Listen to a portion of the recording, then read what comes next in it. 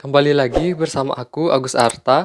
Dan di video kali ini aku ingin memberikan informasi ke kalian terkait jenis-jenis atau tipe-tipe soal apa saja yang biasanya diujikan atau sering muncul pada saat pelaksanaan UTBK berlangsung. Nantinya, tes atau hasil dari UTBK ini akan digunakan untuk mendaftar perguruan tinggi negeri melalui jalur SBMPTN. SBMPTN dan UTBK adalah dua hal yang saling terikat, di mana SBMPTN adalah nama seleksi untuk masuk perguruan tinggi negeri, namun UTBK adalah pelaksanaan tes atau ujian untuk masuk perguruan tinggi negeri. Sebelum aku lanjut ke tipe-tipe soal yang biasanya sering muncul, aku ingin memberikan beberapa perbedaan ke kalian terkait pelaksanaan UTBK di tahun 2019 ke bawah dan di tahun 2020. Untuk di tahun 2019 ke bawah, itu terdiri dari dua jenis tes, TPS dan TKA. Namun, untuk di tahun 2020 karena terjadi pandemi COVID-19, itu tesnya hanya terdiri dari satu jenis tes saja. Di tahun 2019 ke bawah, kita bisa mengikuti dua kali tes, dan di tahun 2020 kita hanya bisa mengikuti satu kali tes. Dan untuk kalian yang sudah persiapan untuk masuk perguruan tinggi negeri melalui jalur SBMPTN, tapi kalian bingung terkait jenis tes apa saja yang sering keluar. Dan inilah dia tipe-tipe soal dalam tes UTBK. Yang pertama ada TPS.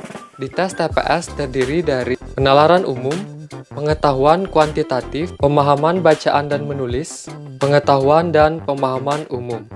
Untuk di TKA terdiri dari 3 kelompok, yaitu TKA Saintek, TKA Sosum, dan campuran. Di TKA Saintek terdiri dari matematika saintek, biologi, fisika, dan kimia.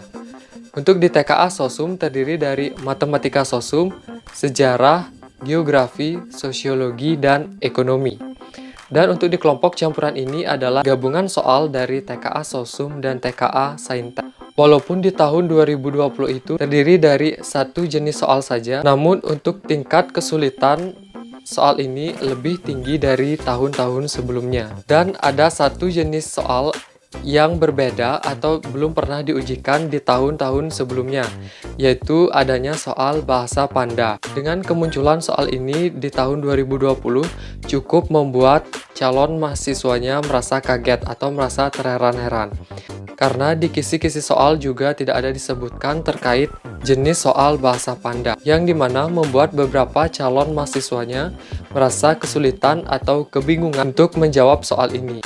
Intinya, kalian harus persiapkan diri kalian dari sekarang agar kalian semakin siap dan semakin yakin untuk menjawab soal di tes UTBK. Dan untuk kalian yang ingin tahu contoh-contoh dari tipe-tipe soal yang aku berikan tadi, kalian bisa tunggu di video aku yang selanjutnya. Maka dari itu, kalian harus klik tombol subscribe dan loncengnya agar kalian tidak ketinggalan informasi terbaru dari aku. Jangan lupa juga kalian klik tombol like jika menyukai video dari aku, share juga ke berbagai media sosial yang kalian miliki untuk saling berbagi kepada teman kalian terkait pelaksanaan UTBK. Dan itulah tadi sedikit informasi dari aku terkait tipe-tipe atau jenis soal yang sering muncul pada saat pelaksanaan UTBK berlangsung. Terima kasih, sampai ketemu di video selanjutnya.